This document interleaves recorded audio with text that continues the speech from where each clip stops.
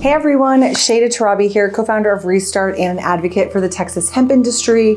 Today we're unpacking the recent announcement by Lieutenant Governor Dan Patrick about Senate Bill 3, also referred to as SB 3, which is a proposed ban on all consumable hemp-derived THC products as we go into the 89th Texas legislative session, which is kicking off on January 14th, 2025. We'll also discuss the contrasting legislative priorities in the House, the history of hemp in Texas, and what this means for businesses, consumers, and the future of hemp in Texas. So on December 4th, 2024, Lieutenant Governor Dan Patrick issued a strong statement supporting Senate Bill 3, which was introduced by Senator Charles Perry. And according to Patrick, quote, thousands of stores across Texas have exploited the 2019 agricultural law, House Bill 1325, to sell what he calls unregulated forms of THC. In his statement, Lieutenant Governor Dan Patrick also specifically said these stores not only sold to adults, but they targeted Texas children and exposed them to dangerous levels of THC. Many sell products including beverages that have 3 to 4 times the THC content, which might be found in marijuana purchased from a drug dealer. SB 3 aims to ban all forms of hemp-derived THC products to prevent what he describes as a public health crisis. Patrick claims the bill will be broad bipartisan support in the Senate. However, it's important to note that SB 3 must also pass the House, where lawmakers have historically leaned toward regulation rather than prohibition. In contrast to the Senate's stance, House Bill 1113, also known as HB 1113, introduced by Representative Briscoe Cain, proposes a much more balanced approach. HB 1113 focuses on regulating hemp production and creating consumer safety measures,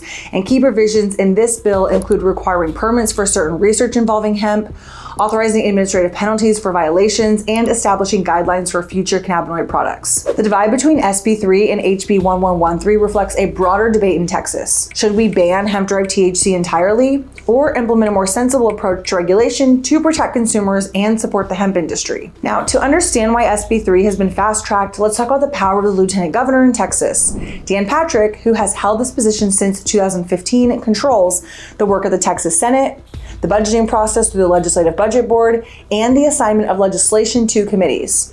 The low bill numbers, bills 1 through 30 in the Texas Senate, signify the Lieutenant Governor's priorities, and SB 3's inclusion in this list underscores Patrick's commitment to banning hemp-derived THC products. However, Patrick's claims about targeting children and dangerous levels of THC highlight a rhetoric that requires scrutiny, since groups like the Texas Hemp Coalition, with whom we've been an active executive board member and key advocacy player with for the past 3 Texas legislative sessions, would say that we've been asking for stricter guidelines and regulation in legislation like proper age limits and enforcement that would help curb bad actors from selling to minors. For example, at Restart, we age gate and only sell our hemp-derived products to 21 and over, the same legal age for alcohol and tobacco, which is self-regulation because there technically is no age limit set in legislation currently. Now, let's rewind to 2019 when House Bill 1325, authored by Representative Tracy King and sponsored in the Senate by Charles Perry, was passed. This bill aimed to bolster Texas agriculture by allowing farmers to grow and process hemp.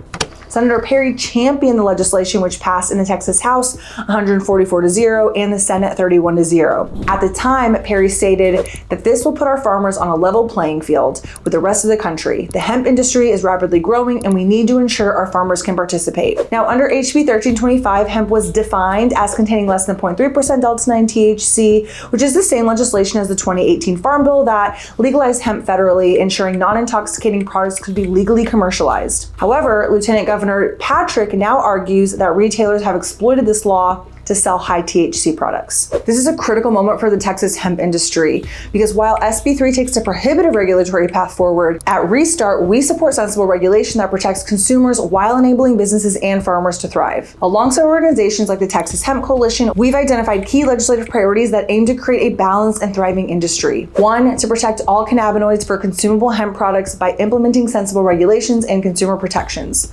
Our mantra is regulate, don't eliminate. 2, ensure that retailers and manufacturers can innovate and bring new products to market.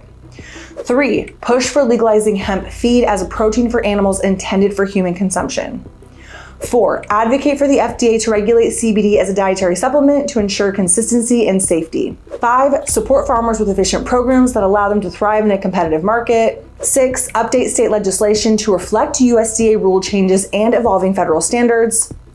7, fight for a 2025 Farm Bill that supports a sustainable industry-friendly hemp program.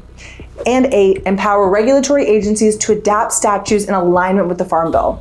Because as a side note, the Farm Bill is also still up for amendment, and our legislation takes reference from what happens in the Farm Bill. So there's still so much work to be done as a session is kicking off, and obviously, like I mentioned, there's federal work to be done, but key dates to watch include January 14th, 2025, the 89th Texas legislative session begins. By March 14th of 2025, the 60-day deadline for bills to be filed ends, and June 2nd, 2025 is when session ends. And typically bills, if passed, would go into effect around September 2025. So here are the steps you can take to stay informed and make a difference. Visit restartcbd.com/Texas-cannabis-advocate for updates and resources. Take action. Join advocacy efforts through texashempcoalition.org/take action, which has outlines on ways you can contact your representatives and make your voices heard.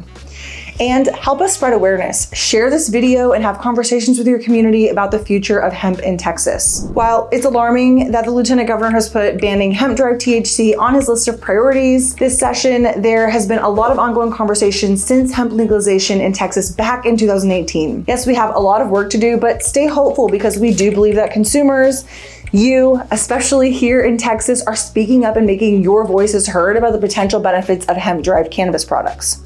So thank you for tuning in, trusting Restart to keep you informed, and together we can advocate for fair, sensible legislation that protects Texans' access to safe, high-quality hemp-derived cannabis products.